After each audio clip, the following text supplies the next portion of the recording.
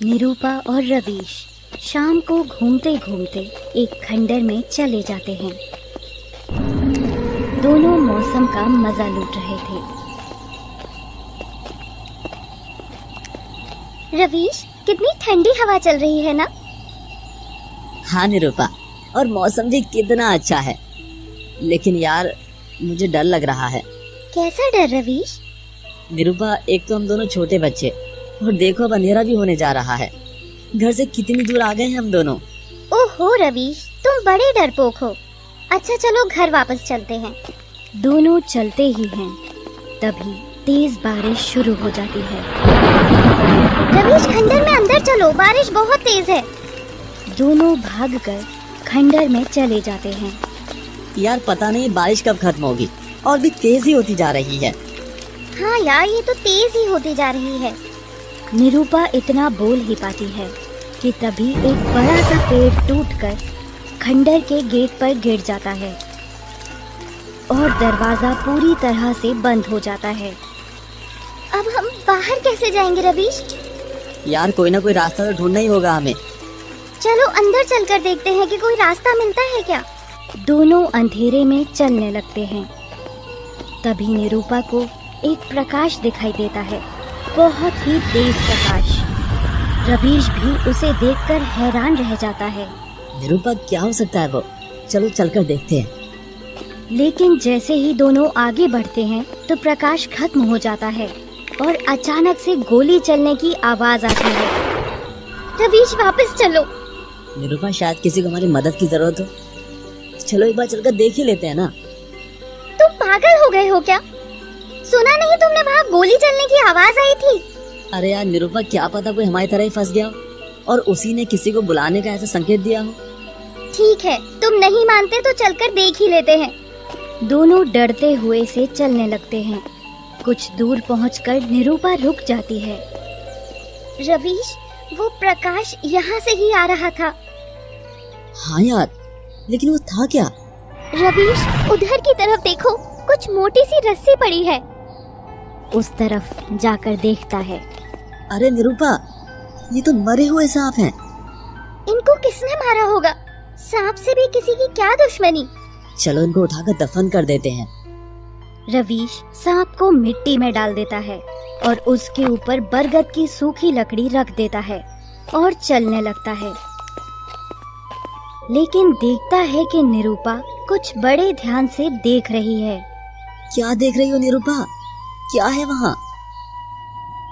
रवीश, देखो वो पत्थर सोने की तरह चमक रहे हैं। चलो उठाकर अपने साथ ले चले।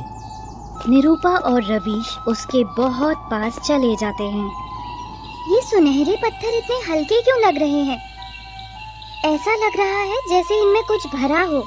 यार तुम कितनी भोली हो, तुम अब भी नहीं समझी? अरे यार, ये किसी के अंडे हैं। लेकिन सोने के अंडे भी होते हैं क्या भला? राम जाने कैसे कैसे जीव हैं, इस धरती पर ही होंगे किसी के। चलो तो वापस रख देते हैं, नहीं तो कोई हम दोनों की वजह से परेशान होगा। देखो आज हम इनको अपने साथ ले चलते हैं, कल अपने दोस्तों को दिखाकर वापस लाकर रख देंगे। ठीक है? ठीक है, लाओ मुझे दो और रास्ता खोजो जल्दी, अब अंधेरा होने वाला है। वो देखो, शायद वहाँ से रास्ता है बाहर जाने का। दोनों दूसरे रास्ते से बाहर निकल जाते हैं और अपने घर की तरफ चल देते हैं। घर जाते जाते रात ही हो जाती है। रवीश, चलो जल्दी से रुई बिछाओ, मुझे ये अंडे रखने हैं, सोने के अंडे। निरूपा अंडों को रुई में रख देती है और दोनों लेटकर उनको ही देखते रहते हैं। निरूपा यार, वैसे क्या होगा इसमें यार? इसमें क्या सोने की चिड़िया निकलेगी? सोने की चिड़िया नहीं होती पागल, सोने के अंडे देने वाली मुर्गी जरूर होती है। दोनों बातें करते करते सो जाते हैं। सुबह देखते हैं कि दोनों अंडे फूटे हुए पड़े हैं, सोने का कवर बिखरा पड़ा है। निरूपा और रवीश समझ नहीं पाते कि रात क्या हुआ। रवीश, मैंने मना किया था इनको लाने को, लेकिन हमारी गलती की वजह से ये फूट गए। निरूपा, अंडे फूटे नहीं हैं, उनमें से बच्चे बाहर आए हैं। क्योंकि अगर अंडे फूटे होते तो अंदर जो भी होता ना, यहीं पे पड़ा होता। चलो ढूंढते हैं कि इनके अंदर से कौन निकला है, क्योंकि जो भी निकला होगा अभी घर में ही होगा। निरूपा और रवीश बहुत तलाशते हैं, लेकिन कुछ नहीं मिलता। आखिरकार दोनों थक कर बैठ जाते हैं। रवीश, हमने सच में गलती की थी इनको यहाँ लाकर। निरूपा, जो हो गया उसे भूल भी जाओ। चलो अब चलो, बाकी घर के काम करते हैं। और दोनों घर के कामों में लग जाते हैं। रात को दोनों सोने जाते हैं। सोते सोते निरूपा को लगता है जैसे कोई उसके हाथों की उंगली को छेड़ रहा है। उसकी आंखें खुल जाती हैं। वो चिल्लाकर उठती है। क्या हुआ निरूपा? क्यों डर गई हो? निरूपा बिना कुछ बोले एक तरफ इशारा करती है। रवीश उस तरफ देखता है तो दंग रह जाता है। निरूपा, ये तो सांप का बच्चा है, कहीं ये अंडे में से तो बाहर नहीं आया? लेकिन अंडा तो सोने का था, लेकिन ये काला है। ये शायद मुझे काट रहा था, मेरी उंगली पर। निरूपा, सांप किसी को बिना वजह कुछ नहीं कहते। आ जाओ मेरे पास, मैं तुम्हें कुछ नहीं कहूँगा। रवीश, अंडे तो 2 थे, फिर ये एक ही क्यों? क्यों दोस्त, दूसरा कहाँ गया? इतना सुनकर सांप रवीश की हथेली से फिसलकर नीचे गिर पड़ा और एक तरफ चलने लगा। दोनों समझ गए कि ये उनको उसके साथी के पास ले जा रहा है, तो दोनों उसके पीछे पीछे चलने लगे। रवीश, और कितना दूर लेकर जाएगा ये अब हमें? इतना दूर तो ले आया।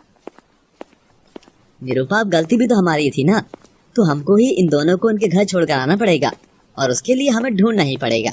तो बस चलो चुपचाप। सांप कुछ दूर और जाकर रुक जाता है। निरूपा देखती है कि वहाँ कोई घायल लड़की पड़ी है जो बेहोश है। रवीश, मेरी मदद करो, इस लड़की के लिए पानी लेकर आओ।